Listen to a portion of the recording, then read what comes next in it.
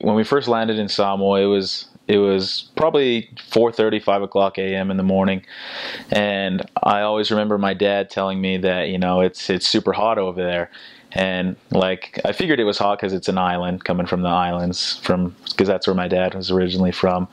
So I knew it was going to be hot, but what made it even more hot was the humidity there. And so I remember getting off the plane and just feeling this wall of heat, and that was my first experience in Samoa. I was like, I don't know if I can do this all day, preaching the gospel in this extremity of heat. I didn't think I could do it, especially in a suit. But when we got to the mission home with the president and the assistants of the president, they actually took our suits away.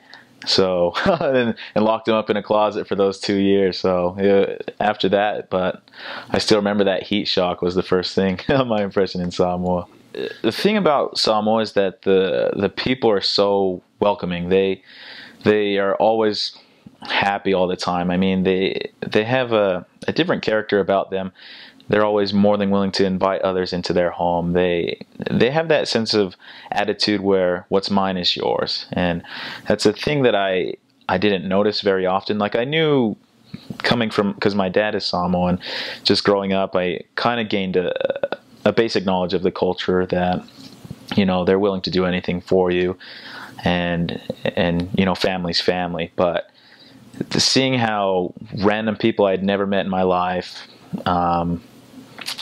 give up almost everything they had for us missionaries, because every house that you go to in Samoa, they're going to feed you. No matter what time of day it is, they're always going to bring you food. And just knowing that they might not have dinner, lunch, or breakfast for that time, they're more than willing to give it up to you. So just the sacrifice that the Samoan people have over there is just unexplainable. So my dad is originally from Samoa, and he moved to the state. He grew up there till he's about 16, and then moved to the States. And so I'm actually half, because my mom is of the Caucasian descent. So getting to know the culture is, from my dad's point of view, was an amazing experience for me on my mission. Because there was things that he told me before my mission that I didn't quite understand.